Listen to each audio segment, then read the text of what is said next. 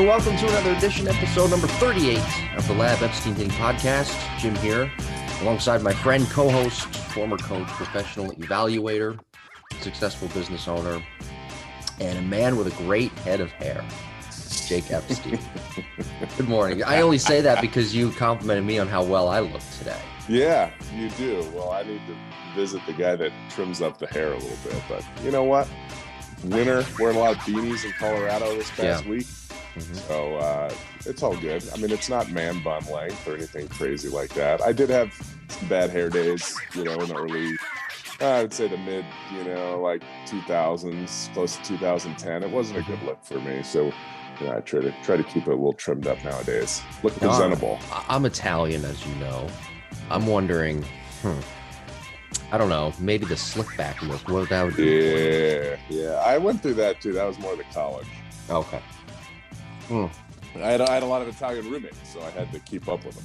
I think that one of these days you and I should just both slick our hair back and look like two Italians just hitting on a podcast. So that's what I think we should do one day. It was funny. I had a pop-up on Netflix or something. It said Goodfellas has been added to your list. I'm like, of course it has, because it's one of the greatest movies ever. And I don't know. I clicked on it. I had like 10 minutes, and I watched the first 10 minutes of it yesterday, and I love it. Yeah, like it's such a great movie. And when he comes home with little, young Henry comes back and he says, "Hey, Mom, how do I look?" And he's got like a suit on, and he's got his pointy-toed shoes, and she's like, "Oh my God, you look like a gangster." Yeah. I've been, I was just telling you off the air, I was watching a special on JonBenet Ramsey, the girl who was killed many years ago. She was my age, actually, in Boulder, Colorado. And I've been watching, I don't know what it is. I watched a documentary on gang violence in the 70s and 80s last week. I watched a documentary on mob violence. I watched The Godfather recently. I'm on like this crime kick. Not that The Godfather is crime completely, but I'm on this just this kick of watching these crime documentaries and shows. I don't know what it is. I don't get it. I'm just going through that one of my phases, my early year phase, I guess. Yeah, or it could just be the world we live in is brainwashing you into, thinking there's a lot of violence and you're trying to get in on it. Maybe. Well, I'm not trying. I don't know about trying to get in on the violence. Psychologically, though, you're getting brainwashed. Right? But a lot of people don't know this about me. I think you may know this about me. I watch a lot of not so much 2020, but I watch a lot of Dateline. A lot of Dateline. I love that show. Absolutely love it. I watch it on the OWN. Now I'm guessing that's the Oprah network. I think the OWN network. I don't know if I should be admitting all this, and this is going to come back. Probably not, Jim. We probably just lost some listeners with that.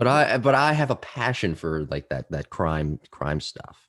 But I don't watch CSI, so That's not right. That's not the same thing to me. Yeah, our DVR has about 40 hours, I think, of Dateline, which we never get to. We never get to, but it is. It's so addicting. But there's so many commercials. But some of the hosts or the reporters, they're actually the most entertaining to me. The white-haired guy, the older Keith. Guy that makes everything so dramatic, might be one of the best characters ever. He should have like a Saturday Night Live skit.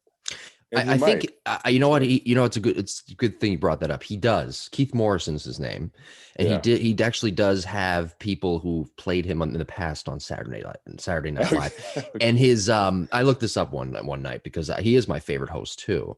And he sometimes paired with the lady, I forget her name, the blonde haired woman. She's in the beginning of the episode, and then at the end the hard open or the hard close. But his nephew is, I don't know if you ever watched the show Friends. His nephew is Matt Chandler, whoever plays the actor Chandler. I forget his name. Perry. Yes, that's his nephew. There you go. Yeah, he is. But he is my favorite. By the way, I didn't get to this last week, and I want to ask you. It's kind of a stupid question, but Major League Baseball is thinking about doing this. And there's a couple of rules that came out this week. about what Major League Baseball plans to do in 2021, and we'll get to that in a second. But the NHL just started back up, thank God, and they've got hopefully they'll have fans in the stands very soon. But the NHL division naming rights are now into effect, and I saw that on TV this week, watching a couple of games, how they were highlighting the divisions, and they had the sponsors underneath.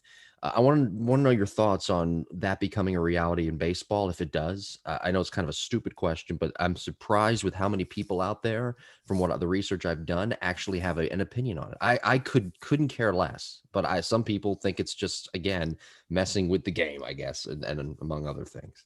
Yeah, I don't know. I don't think I have an opinion one way or the other. I go back and look at all the baseball, the Ken Burns, baseball stuff, and the giant billboards, of like Ballantine beer, you would see them just plastered all over the place. So I don't know. I watch a lot of golf, and those guys have every part of their bag's got something. The front of their hat, their side of their hat, their lapel, the shirts. So I guess I'm accustomed to that. Baseball, I'm looking at that uniform, and if they start throwing stuff on the uniform, I don't know. I might have a different. So you're not for the uniform part. You're not for the stuff being thrown on the uniform. I don't think so. Okay. How about the I'm actually for that, but I don't really. Yeah. Again, I don't. It's not that I'm for it. I don't really. I guess I don't care. It wouldn't bother me, I guess, because I've seen it done before. I think they do it overseas. I think they do it in Mexico in the Mexican Baseball League.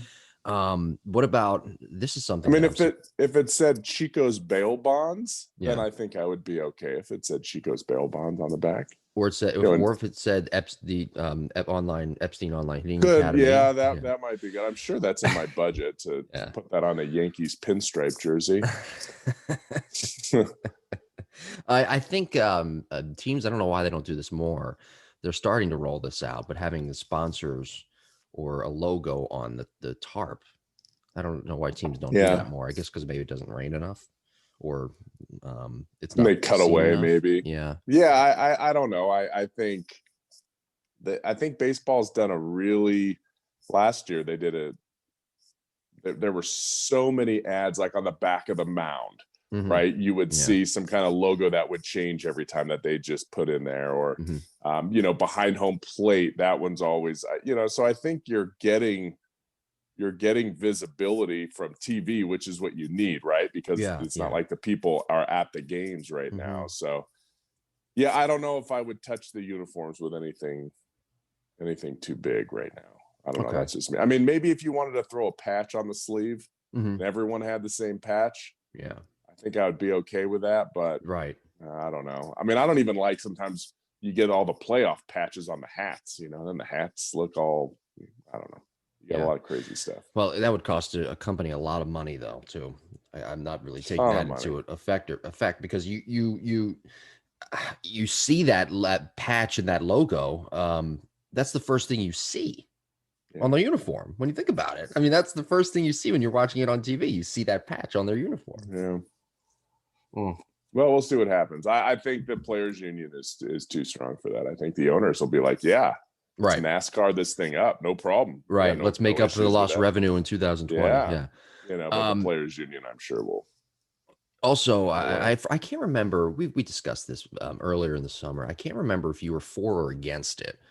But from what I've read, in 2021, the rule of the extra inning rule of the runner at second base is coming back, and they're doing this. I don't like this. That I don't mind as much. I can tolerate it one more year, or I guess I can get used to it. But this is one I don't like. They're doing 7-inning doubleheaders, even if it's a day-night doubleheader. I think they're doing 7-inning doubleheaders. I don't like that. I like the traditional, and I know players don't like it, and I know a lot of people don't like it. Sometimes I don't really like it or wouldn't like it, but I think it's tradition, and it's something that you have to get through it. And I like the 9-inning game starting at 1, and then the nightcap 9-inning game starting at 7. Now they're saying that the double headers are going to be 7 innings long, and I'm on the record now. I'm sorry. In the minor leagues it's okay, but right now at the major league level, I'm saying it now, I absolutely hate it. I'll tell you what I would hate is a day-night doubleheader. That just and that's seems like, I understand that. Yeah. Right. Like that, you just get that off the schedule. So they're trying to, they're not making the gate. So there's no reason to have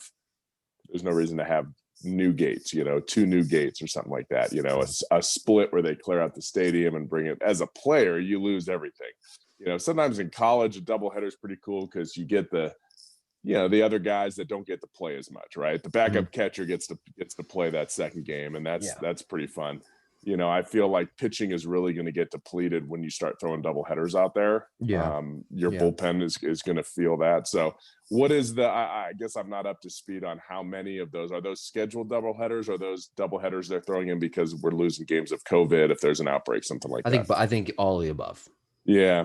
I mean, scheduled double headers, I think, are just, I guess if we're playing 162 game season, I don't think there's a need for that.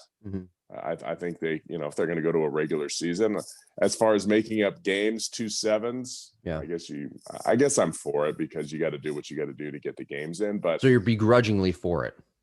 I'm begrudging. I wouldn't be for a 7-inning doubleheader if it was scheduled. Like, hey, on May 15th, we're going to have a doubleheader. But if it's like, hey, we had an outbreak, we got to make up these games, I think that's probably a smart thing to do, just to save some pitching and some wear and tear on the bodies. If you can save, a third of a game. I don't know. I hope it doesn't extend past 2021. I personally, I hate it. Yeah. I'm a traditionalist in that way. I'm open to new ideas, but I hate this 7-inning game stuff. Even in college, though, they do 2. If they're doing a doubleheader, they do Sundays. 2. They do 2. Don't they do 2? 2 7s. I remember now. Usually. Do they do 2 7s? I thought they do 2 9s. I thought, okay. Well, I'm not for it. I'm on the record of saying that, but okay. Sorry about that, everybody. I know some people are cheering that, but saying it's shorter. And players certainly love it too. I'm not. Players definitely love it. Yeah. By the way, they do get the owners and teams. They do get extra revenue when they do day-night doubleheaders. That's why they love it so much. That's why they're always for it. The players are not, obviously, but that's why they do those 2 gates, and they get that little bit of extra revenue from what I've read. There's a Reggie Jackson quote I want to pass along to you here that I found. I didn't get to it last week, and I want to give it to you now, and I want to kind of get your thoughts on it. It's an interesting quote. He says, there are 3 kinds of advantages that the pitcher and batter contest.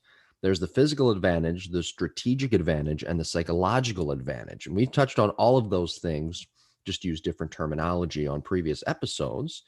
And he goes on to say, I didn't want 2 out of the 3. I wanted them all. So that's just kind of goes to show you what kind of stone cold killer of a hitter Reggie Jackson was. But that's an interesting way. He's thinking about hitting an interesting prism there. He's basically looking at it through the lens of 3 different avenues that a successful hitter, I think, must have, but oftentimes kind of, especially with the younger guys and gals, overlooks when trying to become a successful hitter and training for an upcoming season.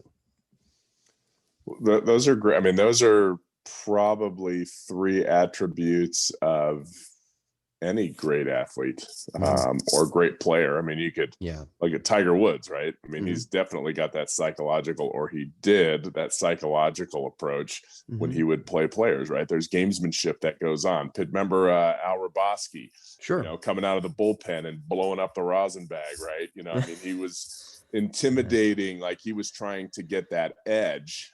So you can, I think that's a great quote. I don't think I've ever heard that quote. But that is a great quote that it does. And everybody's different. I think, some people can get in the batter's box and command that respect and assertiveness. But if you do that too much, you piss off the pitcher. Right. Now the pitcher's like, well, screw this guy. I'm going to stick one in his ear, right? I'm going to bear down and really get after him.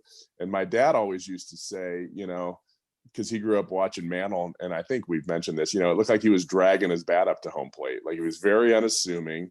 He wasn't staring at the pitcher. He wasn't trying to intimidate anybody.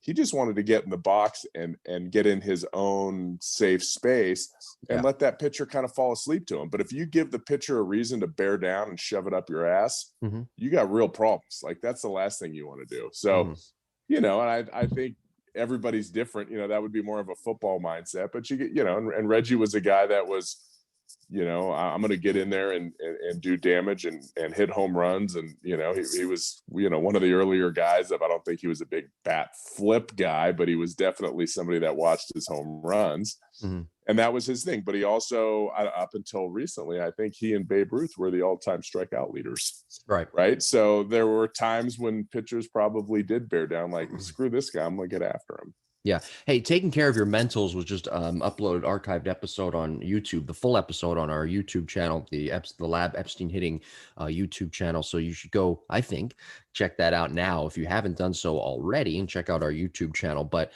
in that, we talked about having the psychological advantage as a hitter. And I want to just quickly touch on that. How do you avoid, you want to get that psychological advantage, but sometimes you overthink trying to get that advantage over the pitcher. How do you avoid psyching yourself out as a hitter? Because you just mentioned with Mickey Mantle right there that he drug his bat up to the plate and just wanted to get into the box. It was very simple. Sometimes you with other guys, they have a certain walk. I see Javi Baez when he goes up there. He has a certain walk as he walks to the plate. Other guys are a little more unassuming. Neither way is wrong. But how do you avoid that risk of psyching yourself out when you get to the plate? Because if you do that, then the pitcher has the advantage right there. I think we have to differentiate mental and psychological, because mental is me having a plan what I want to do. Yeah. Psychological is I want to make that pitcher fear me. I want to make him try to squeeze that fastball or snap that breaking ball a little bit more. So, that's me going up to the, now psychological also me, Baez feels good about himself, right? Yeah. I feel good. I'm walking up to the plate. My music's on. I'm peacocking a little bit, right? I got my chest out. I'm feeling good. I'm strutting up there. I'm in a hot streak. Maybe he's not in a hot streak. Maybe he's trying to feel like he's in a hot streak. So to me, that's the psychological approach, which is going to be very, very different with each player. Now, the mental approach, I think, is more strategic to that player, right? So whether it's, Mantle, who's just kind of chilling out, walking up there, or a Baez who's a little more amped up, in their brain, they know what they're looking for, right? In their brain, they have a plan. Well, the last time I faced this pitcher, he got me out doing this, this, and this. I'm going to go ahead and sit and attack this zone and this speed until I have 2 strikes. So I think that's, that's more the mental side and the smart side. And the psychological side is maybe how you feel personally. I feel great, or you are trying to put fear in the pitcher. I honestly think that pitchers don't care. I think pitchers are doing their job like hitters are doing their job. They have a plan. They're taught well. Now, you do have some pitchers that are more intimidating than others, but I don't really think you're going to psych a pitcher out just by the way you look. Now, your presence and, Reggie hit, 35 home runs, in the postseason or whatever, So, he has this aura of, hey, man, this is a clutch guy. That's psychological right there. Yeah. But Reggie looking at the pitcher with his, Coke bottle aviator glasses, probably wasn't going to intimidate anyone. Yeah. Yeah. You become, when you try too hard mentally to be something you're not, then you just become a caricature of a hitter. Right. That's pretty much what you're doing. All right. Well, don't forget to like and subscribe to the podcast for new episodes every Monday morning at 9 a.m. Eastern time. We're available on Apple, Google, Spotify, and TuneIn Radio, the app, Pandora, and our YouTube page is up, of course. The Lab Epstein Hitting podcast with clips and archived episodes. So be sure to check that out and follow us on social media at Jim Tara, at Epstein Hitting on both Twitter and Instagram. The 2 worst platforms ever made. And also, if you go back in the archives, I'm sorry, Twitter and Instagram, but you do suck. I do hate you. Wish you were never invented. You want to re-listen to our mechanical breakdown series, follow along with the analysis on the Epstein hitting Facebook page. There's two separate things right there that you kind of have to do. But if you're interested and you want to listen to our mechanical breakdown series, we have one coming up very soon, a new one, then that's how you can go ahead and do it. We have a listener question that I want to pass along to you here, Ep, and it comes to us from Dominic via jimbopodcast21@gmail.com. And Dominic writes, "Hi, Jim. Great show. This is the first time I am writing to you guys, and I wanted to get Jake to clarify something. I often see on social media different debates about when the swing actually starts. When Jake is teaching the swing and the proper technique, when does the swing actually start, in his opinion? Is it different for everyone? Does it matter the type of timing step or hip counter rotation? Thanks for answering." And that is from Dominic. Great question, Dominic. Thank you again for emailing us again. jimbopodcast21@gmail.com. That's a good question, Dominic. The people have different ideas of when it. I know Don Slott, who's been a big league hitting coach and is a really good hitting guy. You know, he says that the swing starts when the back elbow drops.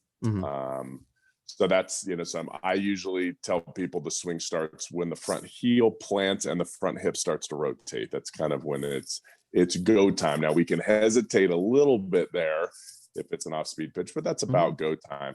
The reason I don't like the back elbow move is because I work with so many youth players, and I was doing a video the other day, and the back elbow moves a lot of times before the front foot drops and before the shoulders rotate.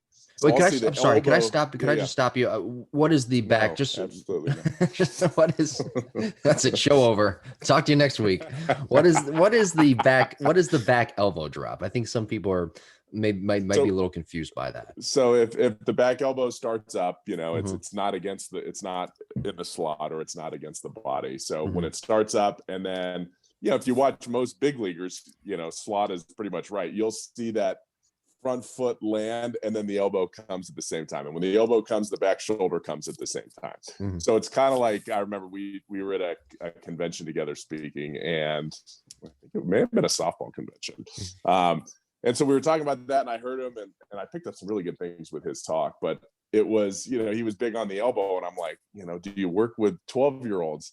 Because that elbow's out of control, and that elbow will drop before the body even starts to rotate. Where if it's done properly, the body starts to turn and the elbow moves at the same time. So for me, you know, if I'm, you know, just, you know, Dominic's asking me this question, I would say what you do prior to that left hip starting to rotate. Okay, so the left hip's going to start to rotate right about the time the front toe touches and the heel's about to plant. That's when you're a right-handed hitter. Yeah. If you're a right-hand hitter, think about your front foot, your front knee, and your front hip. If you're everybody strides. Whether it's a strike or a ball, everyone should stride. Right. Everybody's going to load. So everybody's going to load. So we've talked about my load means I'm getting ready to step. So that doesn't really mean my leg kick yet. I'm getting ready. I'm starting to move. I'm starting to shift weight into my rear side. So that is whatever. That has nothing to do with the swing. The stride has nothing to do with the swing. But when your foot's about at its peak during the stride, the highest point on its way down, that's when your brain's going to say, is this a strike or is it a ball? Is this one I'm going to swing, or am I going to take? Am I just going to drop my foot? And if I just drop my foot, typically my front knee and my front hip doesn't open that much. Or it's go time. Now all of a sudden, as my foot's on its way down, my front knee is going to start to open, my front hip's going to start to open. All of that should happen with our back elbow still in position, not dropped yet, still up, and our back shoulder still up, so that we have separation and torque. So to me, the swing starts with the opening of the front knee and hip. So it doesn't start with any stride or anything like that? Nope, not for me, because I feel like the swing, like the actual swing itself starts there. The rhythm, my pre-swing movements is what my dad would call them. Pre-swing movements is everything that happens before the swing from your stance. So you have your stance, you're just sitting there rocking around, what's going on, feeling some rhythm. Sure. And then when you start to load into your back foot and take your stride, which is very different. He mentioned a hip coil, right? Or hip cock, the front shoulder coming down. people call scalp loading. You can do whatever the hell you want to do. Yeah. That would be considered a pre-swing movement. That's me getting ready to swing. But when it's go time, so think about a bow and arrow. Like, when does the bow and arrow release, right? What is the start of that process? Is it putting the bow and arrow putting the arrow into the bow and pulling it back, or is it upon release?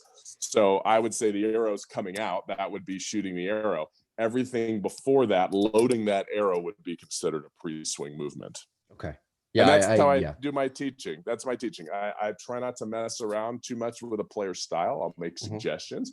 Hey, why don't you try this stride? You like an open stance? You like it closed? I'm not going to change that. That's not, everybody's different. Jose Bautista, right? Had like crazy stance. Tony Fernandez had a crazy stance. Euclid had a crazy stance, whatever. Rizzo. But when they get to heel plant and they start to rotate and that swing starts, that's when all the commonalities really set in between most major league hitters, or most all hitters. And for the record, I agree with everything you're saying there, but there is a lot of stuff out there that people say, well, the swing starts here, it starts the stance. I saw that one time too. The swing starts in the stance, and a lot of people will get, that aren't you, that this rich knowledge of hitting will get confused.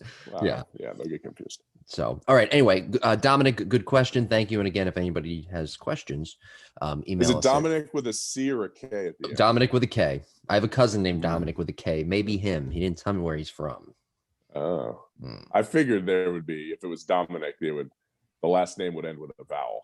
No, it's like Dominic with a K.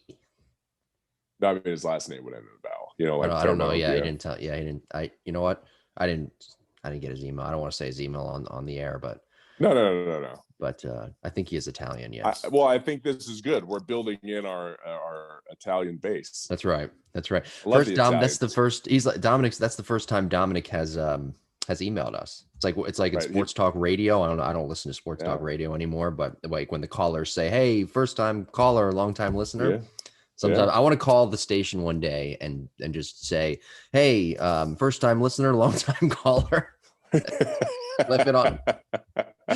Oh my God, I hate sports talk. All right, well, thank you, Dominic, for that question. We do appreciate it. And before we get into our topic today, talking off-season hitter meetings, I want to let everybody know I'm proud of this. But we have new listeners now in New Zealand. Our listenership in New Zealand has gone up. And I'm sure they're wondering, how do I get in touch with this guy who understands hitting? And he seems to really know what he's doing. And he seems to give great lessons. But I'm in New Zealand and I can't get to America. I probably don't want, they probably don't even want to get to America right now. But what do I do? What do I do? So I would suggest you go to the Epstein Online Hitting Academy.com or EpsteinHitting.com and the online academy, and you sign up for a membership. But I mean, you know better than me. Maybe I'm wrong.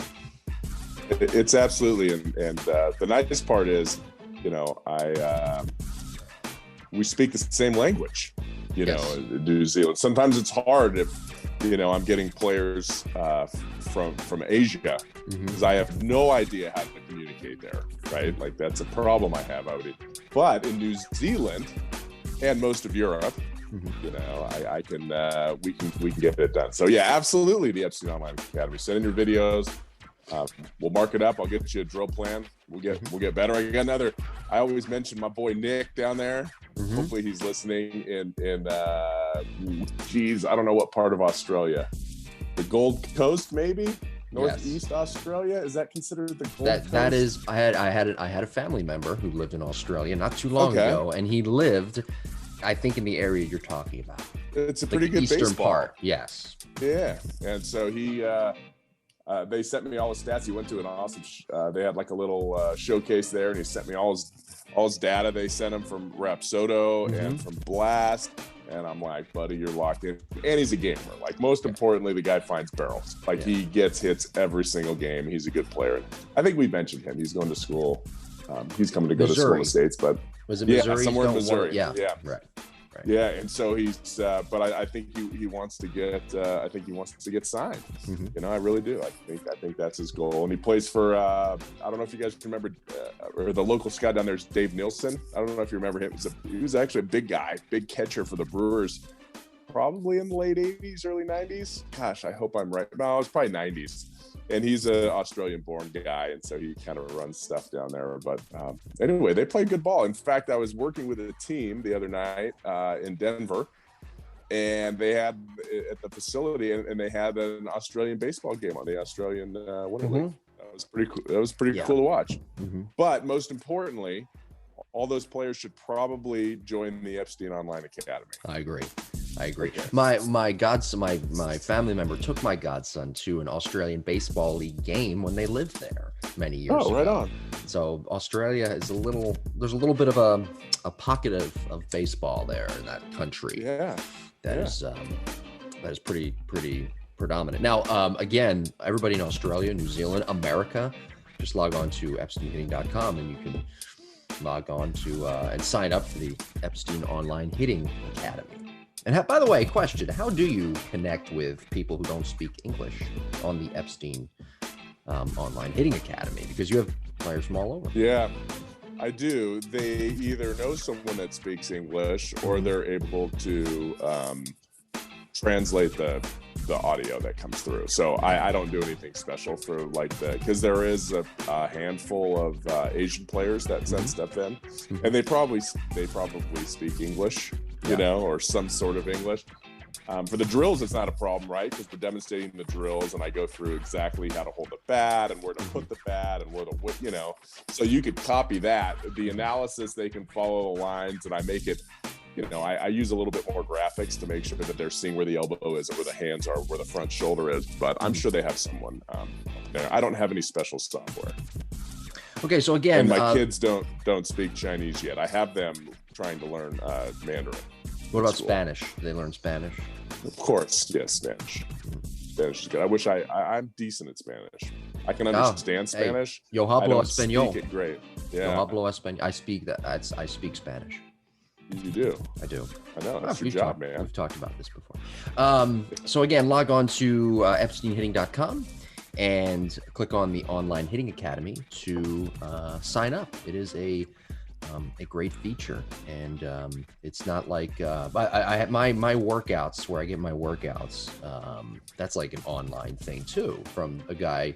I'm gonna give him a plug here. He has his own podcast as well, Joe DeFranco. He does in-person training, and he's trained many athletes. He's actually he's in Florida a lot at the wrestling academy. What's it called? The WWE center there in Orlando, and he's down here a lot.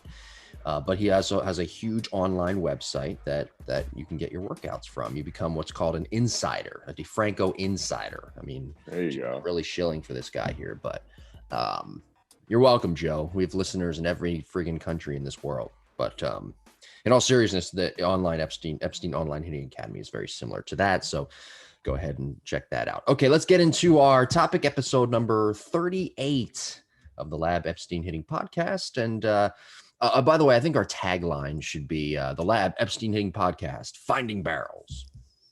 Yeah, I like to find barrels. That's what it's about. You can stand on your head and find a barrel. Yeah. I posted the other day on Twitter because we love Twitter. We do.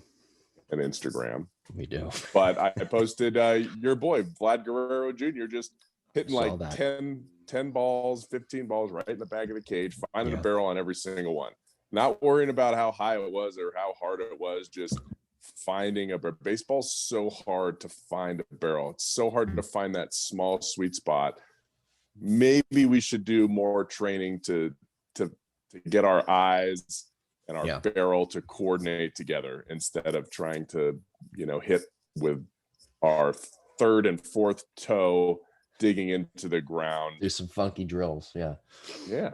Just go back to the meat and potatoes, right? Meat and potatoes. Yeah. That was a great video you did tweet, by the way, at Epstein Hitting on Twitter. It was just so simple. Just he's Vlad Guerrero. just so very simple through the zone. Yeah. Episode 38 of the Lab Epstein Hitting Podcast, fastest growing podcast, hitting podcast that is on the market. Talking today about about off-season hitter meetings, pretty much at every level, and this stretches across professional hitters, working with their respective coaches in the off-season, or their own coaches away from facilities, college hitters, and even high school hitters as well, and how they can kind of help structure their meetings with that instructor during winter training. Because we've said before that hitting is a conversation. I think all hitters starting high school up should have that open line of communication with their instructor and say, hey, I want to work on this, or just give feedback and have that conversation. I mean, do you agree with that? Your hitting coach and your player have to have a relationship like no other, almost like a psychiatrist you would have, or psychologist. You have to trust. If your player trusts you as a coach completely, then there will never be secrets and there will never be doubt in that player's mind. Now, how do you build that trust? You build it slowly. When you meet a player for the first time, they aren't going to be like, wow, this guy is, what a great reputation. He was a great player in the big leagues. He was, he has a great online presence, whatever it is. You have to be able to connect to that player and show them what they're doing. And they have to believe you. Like, this guy knows what he's talking about. This guy, he's not a lot of eye watch, right? Like, he's really into helping me as a player. And that takes time. Like, that doesn't take a week, that takes a week of, hey, if you want to come check this out, come check it out. Not, hey, you're required to come meet with your hitting coach. Because if you create that kind of environment, it doesn't work. Yeah. So let's talk about professional hitter meetings, and we'll start at the top of the pyramid and work our way down. Looking at it professionally, let's just take it from the scenario of a hitting coach that's employed by an organization. All hitters obviously go away for the offseason. Some stay at the complex, whatever. And some take a liking to certain coaches that they had, and they work with them throughout the entire year. How can you properly, if you're a hitting coach inside an organization that's being employed and paid by a major league organization on the player development side and the major league side, how do you go about making hitter meetings for players who are away from the facility and are working out on their own for the off-season period? You want to have the conversation about what, how did you feel your season went?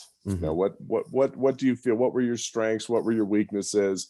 If we look at our spray charts, it might say something like you really chased in this area, or you were very successful in this area, but the pitch away you struggled with. And 72% of the pitches you got were away, but they weren't necessarily on the corner. So let's see. Maybe we have a plan. Look, you should really focus and work on driving balls to right center field. Okay. So me as a player or as a coach, there are ways that I would do that. Like, this is how, this is the process. This is mechanically what we're going to do. Now, if we break down your swing, Johnny, it's the reason you give away that is because your front shoulder spins a little early, right? You're focused on really, rotating fast. Well, that is great on pitches middle in, but pitches middle away, we actually have to decelerate our body, or our body can't rotate as much. So that's what you need to work on. Whether or not he chooses to hear that information is up to him. Does Johnny want to have a job next year? Yeah. Right. I mean, that's what it comes down to. So Johnny, this is where, or hey, you had a great year. Let's work on let's work on leaning out, or getting a little bit stronger, or getting faster, or something like that. But, I think the hitting's in a good place. So whatever you did last offseason, just continue to do that to grow as a hitter. So, Sure. But you're right. That player is going to go home, and maybe dad's going to work with him, or maybe other players. So we had a player come back to the lab. That was a college player who worked with us for almost an entire year until he went to college, right? We opened in January. He went to college. Okay, so like 8-9 months. Transformed this hitter into something that was much better. I know Matt spent a lot of time with him. I spent a lot of time with him. And he goes and he has a great fall, at his freshman fall at a D1 program. And when they sent him back over break, they're like, hey, don't let anybody work with you. Right. Like that was the college coach's swing. And he's like, well, that was the person that got me. Like, that's why I had such a good, obviously he didn't say that, but he comes back in the lab. He's like, hey, they didn't want me to listen to anything you say. So make sure you just, just turn the machine on or just throw it to me. He made a joke about it. So, again, that's a different. So for me, I try not to create indifference between what I teach and maybe what his hitting goes. I'll ask him, what do you work on? What is it that you work on with your guy? Okay. Oh, we work a lot on rhythm. I love it. I love rhythm. Rhythm is rhythm. Oh, we work a lot on, launch angle and creating more bat speed. You're a mature human being that already hits the ball over the fence. Yeah. Like, do you really think that's the most important thing, or should we maybe cut down on our strikeouts and maybe cut down on our, spray chart? Everything you hit on the right trajectory is to right center, but your power is to left field. Well, that's a problem. It doesn't do you any good to hit the ball 110 miles an hour to the pull side if you top spin everything because you're swinging up too much. So, maybe those are the kind of conversations you have for a player. Like, what matches the kind of player? How do you see the ball? Are you an early guy? Are you a late guy? Right. Maybe let's work on letting that ball travel a little bit more. Okay. Maybe let's let it travel an extra 2 or 3 inches just to retrain your brain and your eyes to work. Because I had a great couple conversations with Ryan Harrison about some of my players. So Ryan runs Slow the Game Down. His dad, we've talked about his dad, Bill, was, kind of the godfather of sports vision. And so when players have great swings that I work with and they struggle because they're always early, they pull balls foul, or they're always late, or they can't pull the trigger. It's either mental or vision, right? It's mental. They're freaking out. They're scared. They're tense. Okay. That's, we got people for that. Or their vision is off. And they're like, well, Jake, I don't wear contacts. I go to the eye doctor at school. I can read the 20/20 line. Like, oh, okay. Yeah. But how are those eyes working together? And sure enough, it's always the same thing. One eye is doing all the work. And so their depth perception and their tracking abilities is off. And as soon as we fix that, all of a sudden their contact points get better. So sometimes it's that you need to go see a vision specialist and make sure your depth. I know you see 20/15, but let's make sure it's, your front eye or your back eye is not doing all the work. They need to work together. So, sometimes it's that, but you always have to deal with, I have a hitting guy. Yeah. And that's great. And what I want to do is I want to know what that hitting guy is teaching. And I want that player to, if you're part of the organization, hey, send me some clips, send me some video of what you're working on, just so I can kind of keep an eye of what's going on. Yeah. And that way I know when this guy comes back to spring training, if he's off compared to what happened last year, then I can go in and have a conversation and say, look at where you were when you were hitting the ball good. Look at what you're doing now. That's different. Yeah. What did you work on in the off season? And then maybe you don't work on that next off season, or maybe you get released. Hopefully the vision story that you just talked about reminds me of the time David Ortiz had to go to a vision specialist when he was really struggling and get his sight corrected. I think that was the same year where he destroyed the phone in Baltimore. I think it was. I'm not 100% sure about that. You mentioned a point in there, though. I want to circle back to when you said, hey, this is what you might want to try to do: hit balls, to right center, go the opposite way, work on hitting balls hard that way, or you might not have a job next year coming out of spring training. Knowing that there are some guys, and I think every instructor in an organization, all player development people kind of know this, that it's could be for some guys make or break. If this is it, this off season, this could be it for them. If they don't have a good spring training coming out of that off season next year, they're done. We're just going to release them. How do you structure those? If anything's different here, how do you structure those meetings with professional hitters who are on the fringe of basically being released and coming out of the off season, have a month basically to prove themselves that they can still be in your organization and be of some value? Yeah, usually that's not my department. So I'm not going to make any assumptions about who's coming back and who's not coming back, because that's a farm director, or personnel. It's, for me, just being a coach, a hitting coach, it's, I'm going to tell you what you need to do. Now, I may hear, hey, this guy's on a short leash, he doesn't do this well, he doesn't do that well. Okay, so Johnny, you need to come back. I mean, Johnny knows too, right? Johnny sees the writing on the wall. Like, could be any day now. You're going to need to come back and make a statement, and whether that's getting more physical. And that was one of the problems back in the day when steroids were really big. It was like, hey, you need to get yourself, and all of a sudden guys would come back like 30 pounds heavy. And you're like, oh my God, it's been 3 months. Like, what did you do to your body? So now it's, you need to get off to a good start in spring training. And sometimes that's very difficult. So prepare yourself. Make sure January 30th through February, 7th, you are facing velocity. Whether it's a machine or you're finding a pickup game or you're standing in somewhere, you need to see velocity because you can't give away your first 10 at bats when spring training comes around. And sometimes it's important, just to let them know that, you're not going to tell them, look, you're on a short leash, but hey, you need to come back ready to go. You're not going to get 30 at bats to get the rust off. Make sure you're in shape. Make sure you're in batting shape when you get back. That was a great answer. I'll tell you, somebody asked me recently about the Lindor trade. Would you make that trade for this organization? And I said, I don't know. I don't know the financials behind it. I really don't. I don't think I'm in the proper place to say one way or the other. And knowing Lindor's contract, I can't.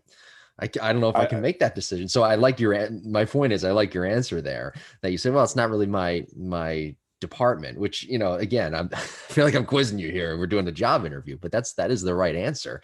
But I think some people might be wondering that and players listening, hey, I'm down to my final spring training here. How are my off season? How are my meetings supposed to go here in the off season? But that was a very good answer. Yeah. The Lindor deal, you got to figure out, I guarantee you there was communication on what is it going to take to re-sign you next year? Right. Do you want to be in New York here? Is this something? It's like bets, right? And let's not forget about the arbitration value too, that he just got paid by the Mets as well. That's something to put into account. The Indians saved a ton. Yeah. Anyway, so I'm getting back to the topic here. And we're talking about off-season hitter meetings here, episode 38 of the podcast. Let's go to college now. And you were doing this as of recent, and you still do, but you were the hitting coach for Mizzou. And what were let me just ask you straight out, what were the hitting meetings like in the off-season? And I'm talking about fall ball, from September to, the end of October, the hitter meetings in November, and then the hitter meetings in December, that final meeting before leaving for winter break. What were those hitter meetings like? How are they structured?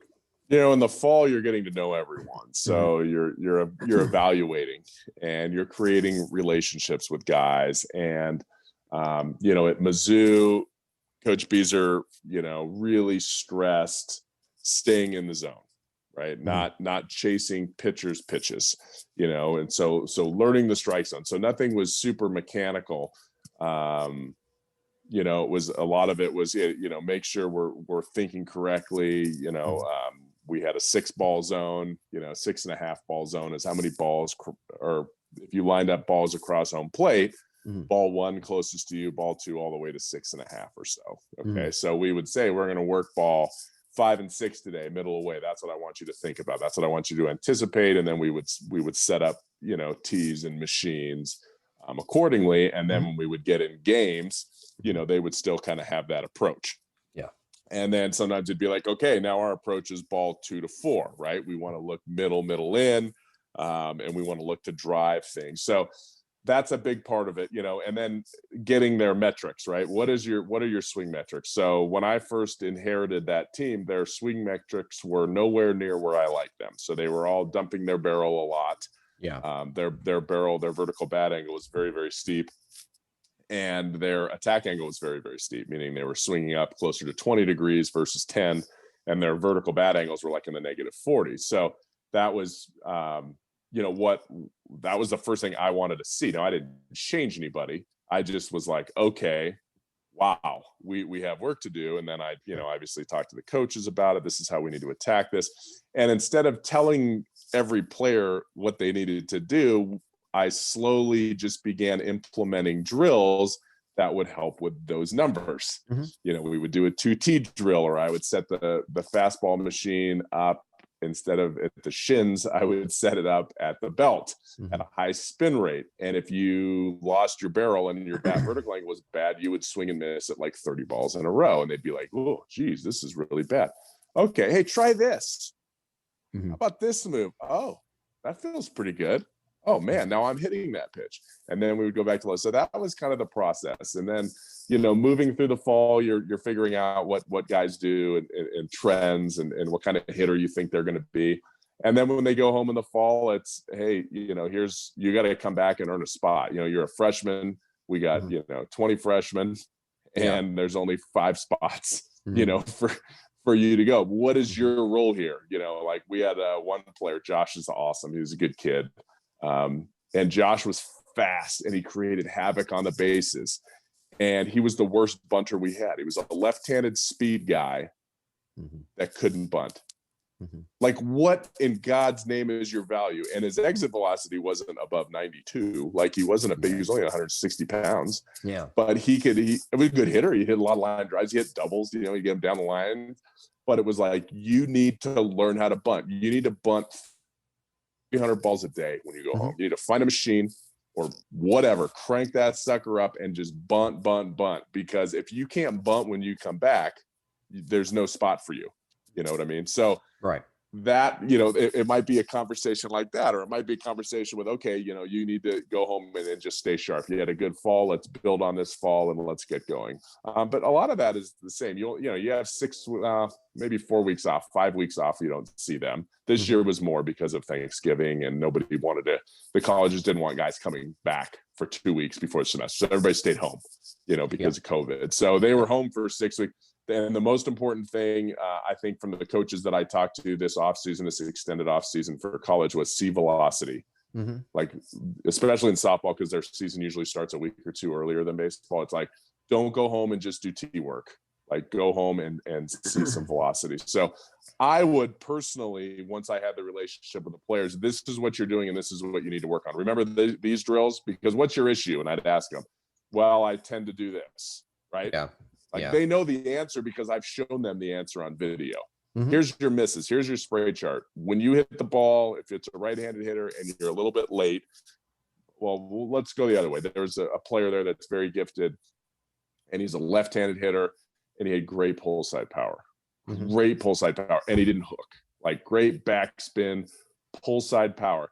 Yeah. And when he would go the other way, he would just, he was terrible. Like, he would just hit weak fly balls to left fielder about 300 feet, 280 feet. Yeah. And so the thought was, you don't pull balls foul, so we don't have to worry about that. But when you're 4 inches late, you're terrible. Like, when you're 4 inches late, you're like, you hit under 100. When you make contact at this point, you hit like 450. Yeah. So what I want you to do is move your contact point up a little bit. Because we tried, hey, I want you to hit the top half of the ball, so when you hit balls to the opposite field, you hit these low line drives instead of these weak fly balls. Well, that didn't work. You couldn't do that. So the next thing is, hey, let's see if we can move our contact point up. Don't be late. And then all spring, I'm like, don't be late. Get that bat hit. Get your stride going. Get your rhythm going, just to change his timing. And it probably took him 6 months to do that. And he could be an all SEC player this year. Like, this is a year later, a year and a half later, where he's not a freshman anymore. But sometimes it's not mechanical. Sometimes it's rhythm and timing and knowing where you're good and where you're not good, and then minimizing the spots where you aren't good. But for a player like that, if he got a fastball down the middle early in the count, or the middle third of the plate, a good pitch to hit, and he was late and fouled it off, I'd chew his ass. Like, what are you looking for? Like, how are you late on a fastball? You're not good when you're late. You're not a guy that can shoot the ball down the opposite field line. So what is your thinking? That was the one pitch you had and you were late on it. Oh, I don't know. I guess I wasn't thinking. You just gave away that at bat. You probably gave away a couple RBIs too, and that pisses me off because we could have been up, 2-0 in the first inning. So things like that. So you have to. Sometimes players need a heavier hand, and sometimes guys, need to be coddled a little bit. And that's what's fun about being a hitting instructor, is you have all this knowledge and you know what works and you know what works, but you're not the one in the box anymore, right? Mm-hmm. This guy's got a different personality. He sees the game through a much different lens than you did when you played. How can we get them better? And I think that's the problem with some of the hitting Twitter, Instagram stuff that's going on, is you have guys that played the game, that know what it's like and know how hard it is. And then you have guys that just say, hey, coil up and snap this thing. But there's so many other aspects to hitting than just swinging the bat hard. Yeah. And that's what makes a really good hitting coach. It's not necessarily being a technician all the time. It's being a friend. It's being a mentor. And sometimes it's being in a position of authority where you have to push players into being their best selves. Yeah. Great. That was a great point. Great way to end that part of thanks, Jim. I appreciate the question. That was good. That was very good. That was it wasn't bad. That was it together. Better ones. I liked it. I liked it a lot. French roast today. Extra dark. You're an extra dark guy, huh? Oh yeah. Yeah, I don't know. I'm more of a I don't know, Dunkin' Donuts kind of pod guy. Yeah. You mentioned something in there though, contact points, for example. When hitters go home for 4 weeks, how do you make sure, because you're giving them a plan to work on for those 4 weeks, how do you make sure that they're actually going to do it? I understand, and it's a broad question, and I know that it's on them to do it, but how do you make sure, what can you give in those meetings that makes them emphasize what they need to work on to come back better in January and go into the season? Yeah, I mean, if they send you video, that's helpful. If they use Blast, a lot of teams will use the other one, Diamond Kinetics. Sure. If they use that information and it's tied to me, I can log in and see that, okay, I know if their bat speed is 3 or 4 miles an hour less than their max, or than their pull side, and their attack angle is a couple degrees less, I know that they're working on letting the ball get deeper. Or vice versa, if we're working on getting the bat head out in front, I know if we're seeing a tick in barrel speed and maybe a tick in a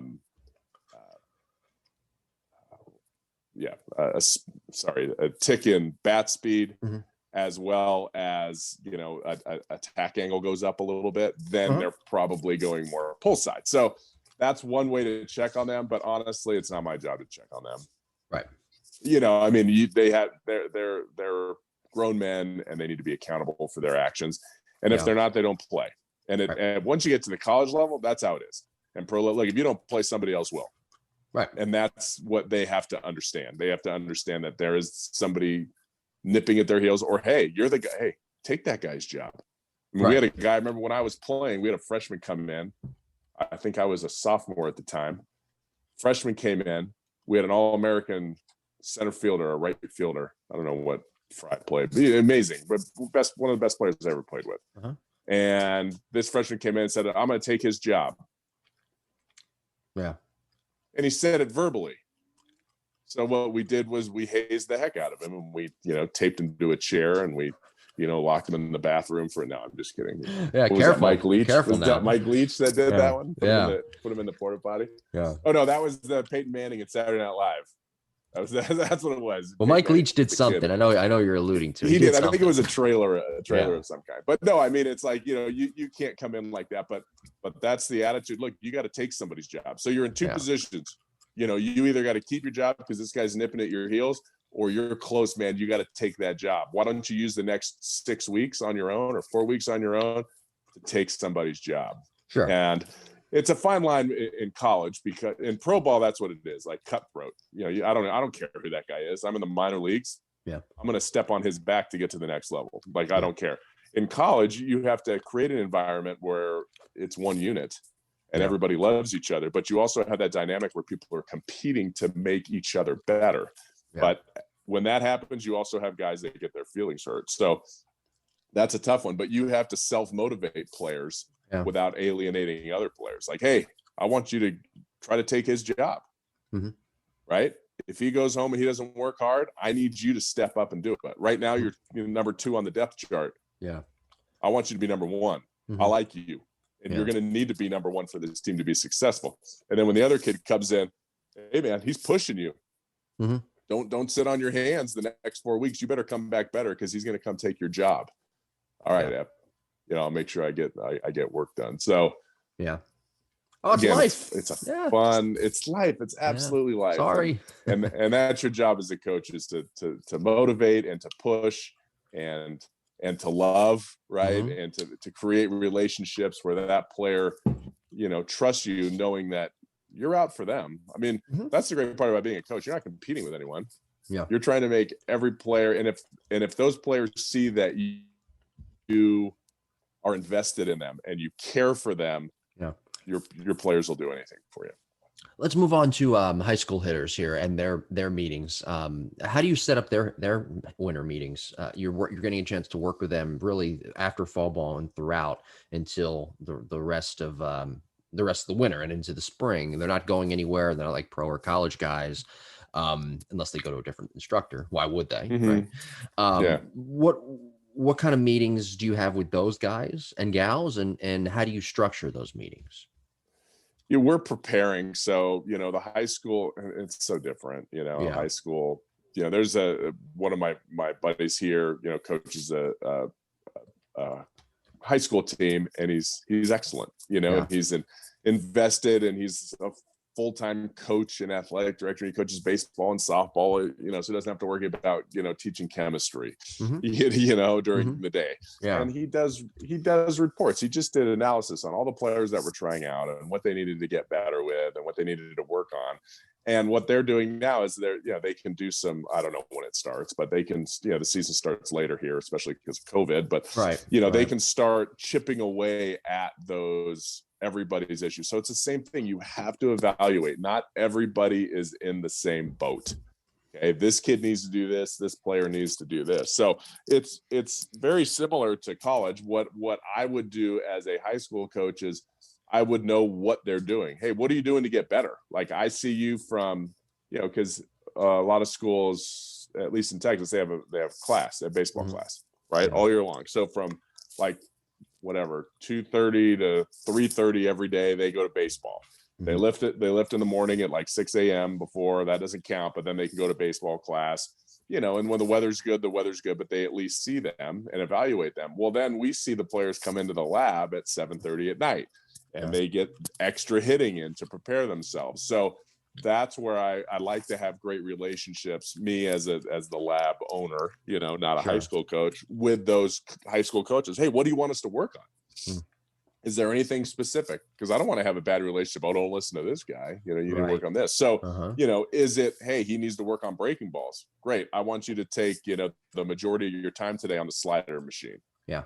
Or you need to see velo. Okay, you need this. Or he's got a barrel drop. Okay, go in this cage with Matt and work on your mechanics. So that's the kind of open relationships you want to have with different people. Now, the high school gets a little iffy because a lot of high school coaches also work for facilities, at least in the state of Colorado. They've kind of, it's illegal, like in Texas. Like I thought it was illegal here too. But so there's a lot of guys that kind of, you should take lessons from these guys. And that, regardless of what it is, everyone needs to be in the same boat. And that's very, very important. I worked with a high school team the other day. It's like they were going to a showcase. And so it was 13 kids, and they pretty much, probably went to 6 or 7 different high schools in the whole Denver metro area. And so we were, working on things, and one of the kids said, oh man, and one of the guys plays at the, a couple schools that I know. And so they're like, yeah, I showed my coach what we were working on, the video, and they were like so fired up about it. And then one guy was like, no, you got to snap your wrist through, because this kid had a really top hand dominant. I was like, you got to, and I show him a picture of Nolan Arenado. Rich, everybody knows Nolan Arenado here.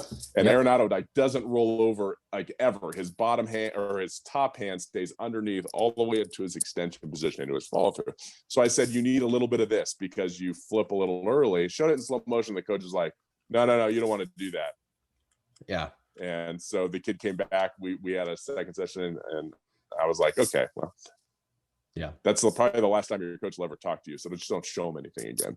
Right. But there's a guy that's closed-minded, or, I don't work at their facility, you know, yeah. Or just don't listen to them, right? Yeah.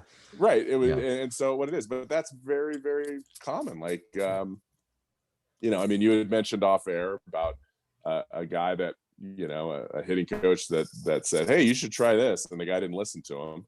And then he went and worked with his regular hitting coach who told him the same thing. And it was okay.